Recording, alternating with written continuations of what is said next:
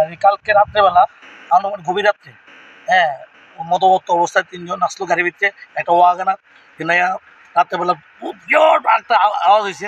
রাত্রেবেলা আমরা বাড়ি, বাড়ির ভিতরে উল্টাই পুল্টাইয়া পড়িয়া পড়ছে গাছের লোক। গাছের লোকে মনোমনি। তার 3 জন হলো অজয় পাল আর সুদীপ্ত দাস আর আরেকজন আছে, ঠিক আছে। গভীর রাতে, ঠিক আছে, দাঁড়াতেই পারতেছে না। আর এরা আর বিরাট বড় আকার ধারণ করে সত্যি চুক্তি নিয়ে রাস্তার মধ্যে বিরাট বড় এবং একটা ভয়ঙ্কর আকার ধারণ করল, ঠিক আছে। তো এই অবস্থা কি, আর প্রত্যেকদিন ফেস্টিভ্যাল এলাকা যে যান দুর্ঘটনা বাড়তেছে দিনের দিন, ঠিক আছে।